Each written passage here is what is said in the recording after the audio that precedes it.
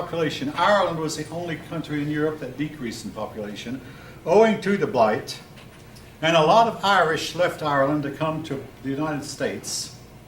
And one of the Irishmen who left was the ancestor of President Kennedy, who came over here with nothing, but his grandson got millions of dollars by bootlegging, but that's another story. But anyway, that's in the records, folk. Yeah, that's in the records. But during the Prohibition era. But anyway. Now, my 6th grade teacher said, you ought to know how Mr. Kennedy got his money, but she wouldn't tell us. So I went home and asked Dad, and my dad knew. He told me, and it turned out that was accurate. But anyway, but the Irish were discriminated against and hated almost as much as were the blacks. And signs would appear on factories, Irish need not apply. Now, the problem with the Irish, 2 things about them. Number one, I mean, I have to say this, folk. I mean, why were they discriminated? They were Catholic, mostly Catholic, like the Kennedy family. And number 2, they drank very heavily. And this turned a lot of people against, especially at a time when a lot of Americans were trying to get people to not drink. And I talked to an Irishman one time who said that the Irish were meant to be great race, but alcohol lowered them. And he himself was an recovering alcoholic, a member of Alcoholics Anonymous. But Irish need not apply. The Irish were usually the last ones hired, and when it came time to lay off, they were the first ones laid off. Last hired, first fired, when they were hired.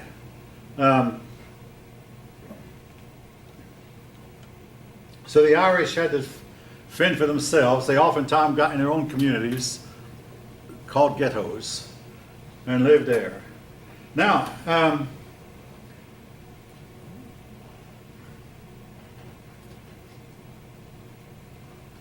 women's rights, some people were pushing for women's rights, including the right to vote and the right to serve on juries and the right to hold office. This eventually was to bear fruit, but it was to be a long time. Now come the Transcendentalists and the Utopians. The Transcendentalists believed that people should look within themselves for guidance. And the truth lay within each of us. And it was up to each of us to search inward to find that truth. And folk, there are some things that I just do not believe. Having uttered that, I'm going to wash my mouth out. There are some things I just do not believe. But anyway, you can believe what you want to. But leaving that, the Transcendentalists began to form communes, community-type living. The idea of communes is not new. A commune is where people would get together, supposedly of like mind, and they would separate themselves from everybody else, believing that they could elevate themselves, but they could not do it mingling with the rest of society. And again, on a personal note, when I was a youngster, there was a young man. There was a group called the Children of God who lived, they would get together and rent a big mansion. Some mansion had once been owned by some departed millionaire. And they would live, oftentimes, maybe 6 men and 6 women.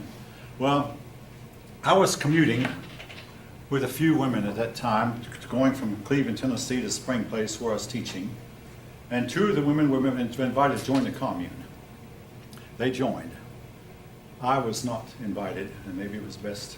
Anyway, they did not work out.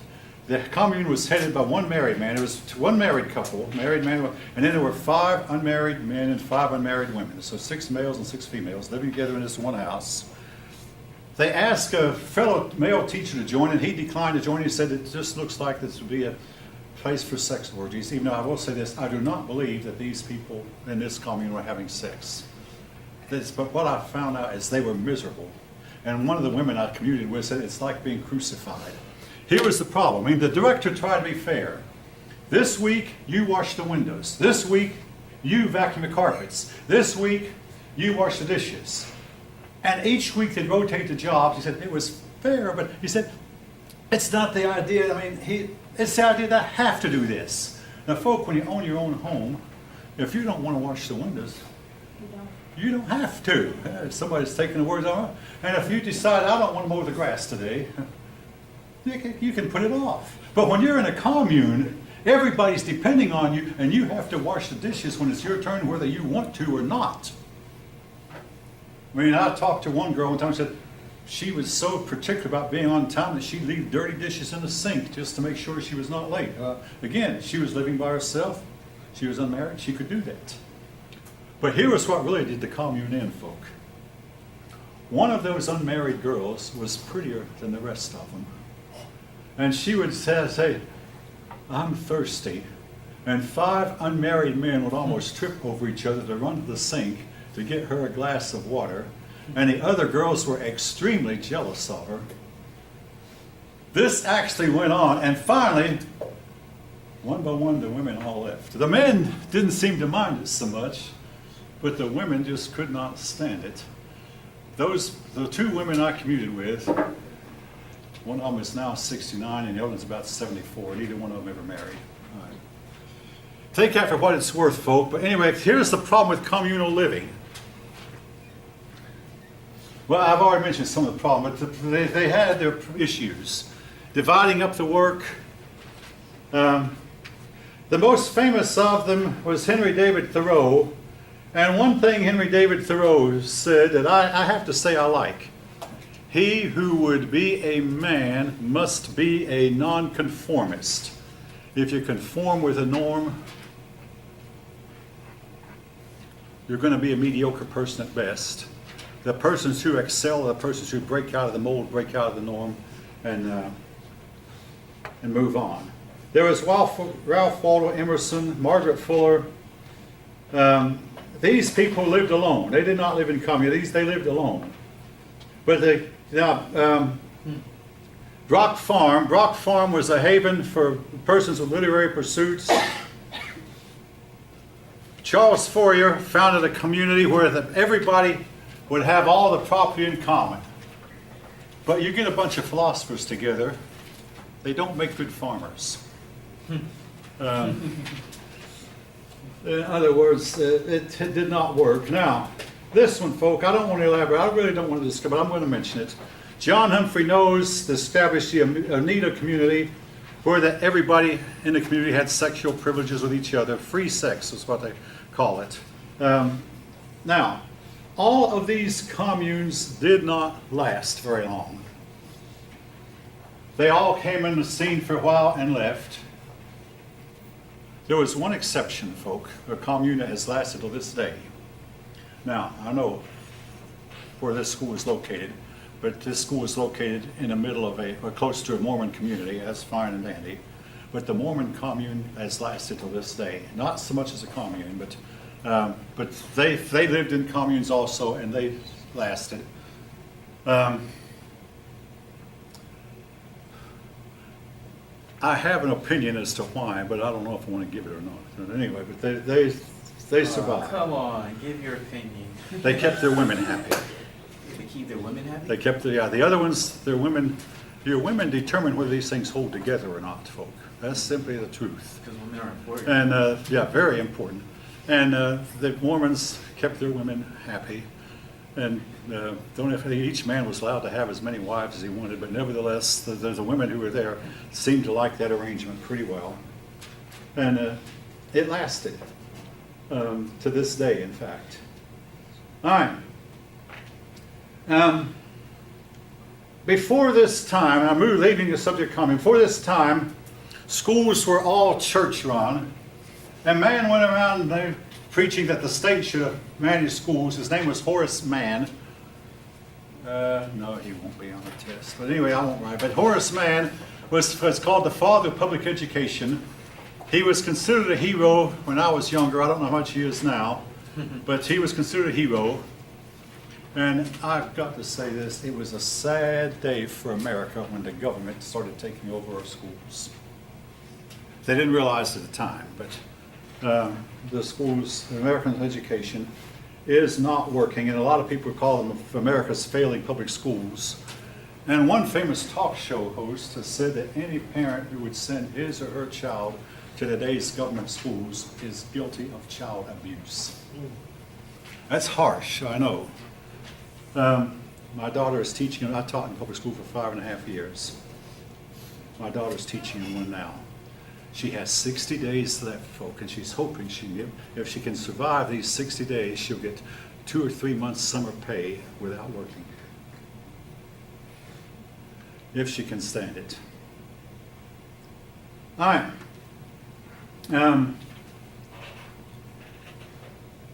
A few blacks moved west to get rid of discrimination, which they found everywhere they turned.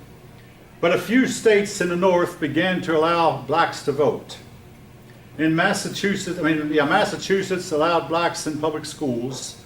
It was the only state to do so in 1855. Other blacks helped other blacks escape. One of the most famous ones was Sojourner Truth, Harriet Tubman, and Grandma Moses. Now, here's the story about Grandma Moses. She would appear in a slave camp at night, say, all right, we're going. And what if a black didn't want to go? Listen, you're going.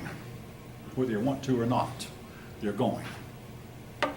Because she knew that any black who wouldn't go would tell on them. So all the blacks went, and they were taken to what's called the Underground Railroad. It was neither a railroad nor was underground. But an underground railroad is where the blacks were hidden in the daytime. Then at night, the person managing that station would sneak the blacks oftentimes under a haystack and sneak them to the next station. And the blacks then would go from one station to another, usually heading for Canada or heading for someplace north. This was the Underground Railroad.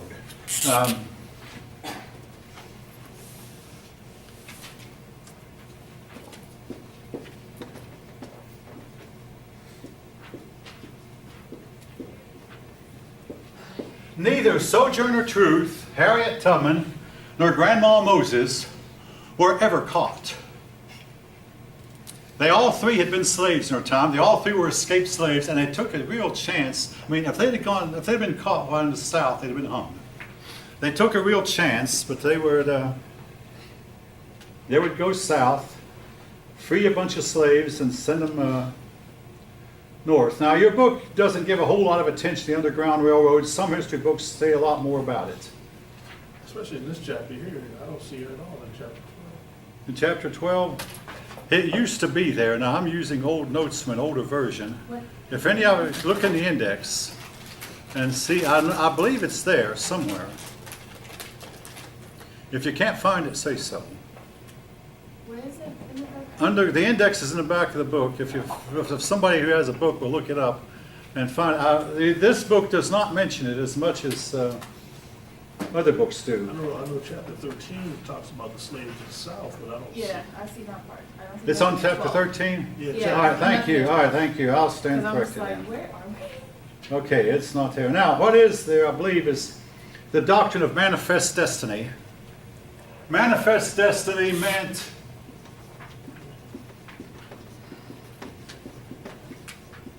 Yeah, that's there. Page 297.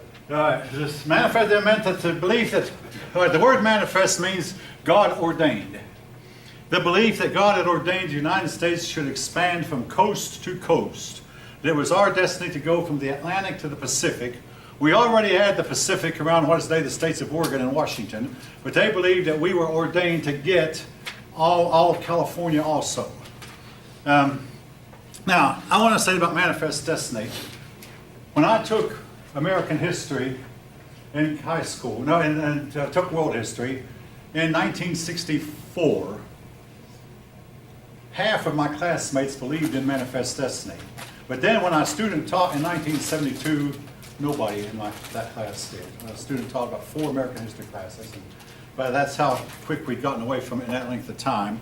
The students then were much different than they had been just a few years earlier. All right. Did you notice talk anything about John L. O'Sullivan in reference to his manifest destiny? Yes, it is. He coined the term. Yeah, I'm not going to answer that. I'm not going to write that on the board. It's not going to. But it's a manifest destiny. Some of you will see it.